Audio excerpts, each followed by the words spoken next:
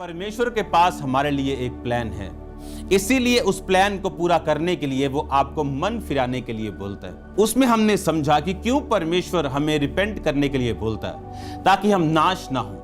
क्यों परमेश्वर ने इज़राइल के लास्ट राजा को त्याग कर बेबीलोन के नीचे कर दिया और फिर उनकी तौबा के बाद वो उन्हें वापस भेजा और अपने भवन को जो खुद परमेश्वर ने खत्म कर दिया फिर से उसे बनाया। एक बात को आपने बड़े ध्यान से समझना कि परमेश्वर करप्ट लोगों को अपनी महिमा के लिए इस्तेमाल नहीं करता। जिस तरह एक एप्पल कंपनी अपने मोबाइल को बिना चेक किए लॉन्च नहीं करती। आज जो लेटेस्ट मॉडल आप देख चुके हो वो 1 साल पहले कंपनी में रेडी हो रहा है, जो आप 2 साल बाद देखोगे वो अब उस पर काम चल रहा है। लेकिन चेकिंग और टेस्टिंग में इतना टाइम लगता है ताकि जाने के बाद प्रोडक्ट उसकी कोई भी मार्केट में प्रॉब्लम ना हो, क्योंकि कंपनी की एक रेपुटेशन है। परमेश्वर अपनी आपकी लाइफ में, मैंने आपको बताया था कि वो प्लान रखता है जिस तरह शाऊल की जिंदगी में था।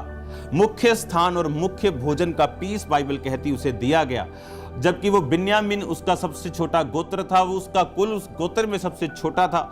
और उसने कहा कि इज़राइल का सब क्या मन भाव क्या तेरा और तेरे घराने का नहीं है। उसने कहा मैं सबसे छोटा हूं, मेरा कुल मेरा गोत्र सबसे छोटा है। यानी एक स्टेट के सबसे छोटे शहर में मैं रहता हूं और उस छोटे शहर में मैं सबसे छोटा हूं। यानी सबसे छोटे को परमेश्वर ने मुख्य स्थान दिया जब परमेश्वर ने उसका चुनाव किया।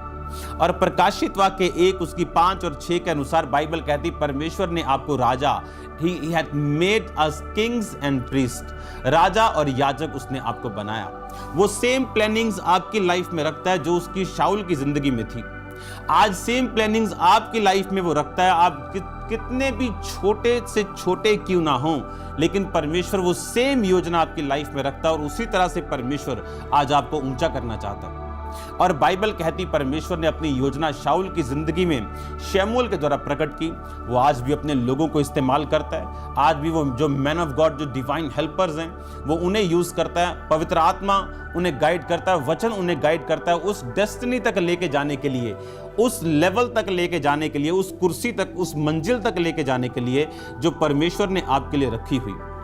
अब आज मैं आपसे डिस्कस करूंगा कि आज वो प्लान जो शाऊल की जिंदगी में था और शमूएल के द्वारा उसे समझाया गया। याद रखो, नए नियम और पुराने नियम में फर्क है। नए नियम में परमेश्वर नबियों के द्वारा चलाता था, पुराने नियम में, लेकिन नए नियम में वो अपनी आत्मा के द्वारा चलाता है। अब उस तरह वो उन नबियों को इस्तेमाल नहीं करता जिस तरह वो पुराने नियम में करता था। नए नियम में अब वो अपनी आत्मा के द्वारा उठाए गए लोगों को, बाइबल कहती कलीसिया को प्रेरित दिए गए, पास्टर्स दिए गए, लिखा वो देता है ताकि कलीसिया सिद्ध हो। किस चीज में सिद्ध हो? परमेश्वर के प्लान को इंडिविजुअली अपनी लाइफ में समझना। अब मैंने ये समझ लिया कि मुझे रिपेंट करने की जरूरत है, मुझे तौबा मन फिराने की जरूरत है। मन फिराने के बाद परमेश्वर कहता है अपने दिल को अगर तू खोलेगा, मेरी टोन समझेगा, मैं क्या चाहता, अगर तू समझेगा तो मैं तेरे लिए मेज बिछाऊंगा, मुख्य स्थान दूंगा, मुख्य भोज दूंगा, तुझे ऊंचा करूंगा। अब मैंने ये सारे परमेश्वर के प्लान्स को समझ लिया। लेकिन आज परमेश्वर का प्लान आपको फिजिकली किंग बनाना तो नहीं है। हर एक की लाइफ में परमेश्वर की योजना जो है वो अलग है। हर एक की लाइफ में परमेश्वर का प्लान अलग है। आपकी लाइफ में अलग है, मेरी लाइफ में अलग है, एक बिजनेसमैन की लाइफ में अलग है, एक पॉलिटिशियन की लाइफ में अलग है, एक जॉब वाले बंदे की लाइफ में अलग है। लेकिन उसका प्रोटोकॉल एक ही है, उसका जरिया एक ही है। जब उस रास्ते पे हम चलेंगे, हमारी कॉलिंग कोई भी क्यों ना हो, उस कॉलिंग में हम फल लेके आएंगे। जैसे खाद एक ही है, उसे सेब में डालेंगे सेब अच्छे होंगे। वैसे सेब में तो मधुमक्खियों का यूज होता है, मैं आपको एग्जांपल दे रहा हूं। खाद कहीं भी डालेंगे तो वो काम करेगी। अब आपको ये बात समझनी कि अब उस इंडिविजुअल प्लान को मैं अपनी लाइफ में रिसीव कैसे करूं। मैं ये कैसे समझूं कि जिस तरह परमेश्वर ने शाऊल को राजा होने के लिए चुना था, मुझे परमेश्वर ने किस लिए चुना? उस गॉड्स प्लान को, गॉड्स कॉलिंग को, खुदा की बुलाहट को मैं अपनी लाइफ में कैसे जानूं कि मुझे परमेश्वर ने क्या करने के लिए बुलाया। अगर हम समझ जाएं परमेश्वर का प्लान और मैन, आदमी की योजना, एक आदमी जो परमेश्वर की योजना समझ गया और उसके बाद योजना बनाई, वो मैन्स प्लान नहीं, वो गॉड्स प्लान। मैं परमेश्वर की योजना समझ गया और उस योजना को पूरा करने के लिए मैंने मोबाइल लिया, मोबाइल में बाइबल फीड करी, दिस वॉज माई प्लान, ये मेरा प्लान था मोबाइल लेना, पर ये मेरा नहीं एक्चुअल, ये इंक्लूड करता है ये उसी गॉड्स प्लान के बीच में। हालेलुया।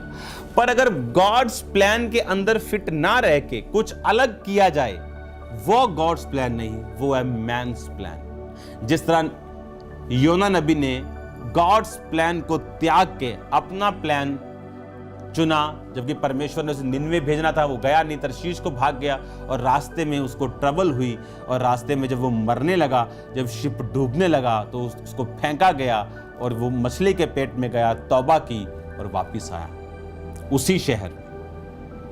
अब मेरी लाइफ में गॉड्स प्लान क्या है, उसे मैं कैसे प्रैक्टिकली समझूं, उसे कैसे मैं पूरा करूं, कैसे मैं गॉड्स प्लान, खुदा की योजना के अंदर फिट हूं।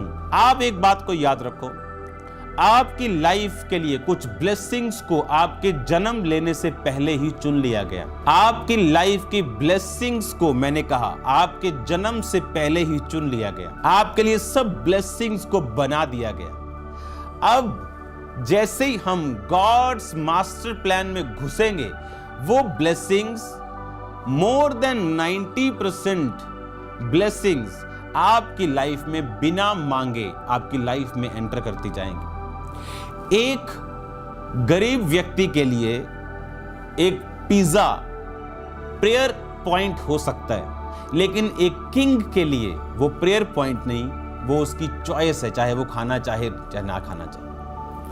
गॉड्स मास्टर प्लान में घुस के, खुदा की योजना के अंदर जाके, अब आपकी चॉइस होगी, आपकी प्रेयर नहीं। आपके प्रेयर पॉइंट्स चेंज होंगे और बहुत सी ब्लेसिंग्स आपकी लाइफ में फ्लो करेंगी, आपके देखते देखते आपकी आंखों के सामने। हालेलुया। हमारे YouTube चैनल को सब्सक्राइब करें ताकि आप परमेश्वर के गहरे भेदों को जान सकें कि कैसे आप परमेश्वर में बढ़ सकते हैं, कैसे आप दुष्ट आत्माओं से, नशों से, बीमारियों से और वंशों के श्रापों से आजाद हो सकते हैं।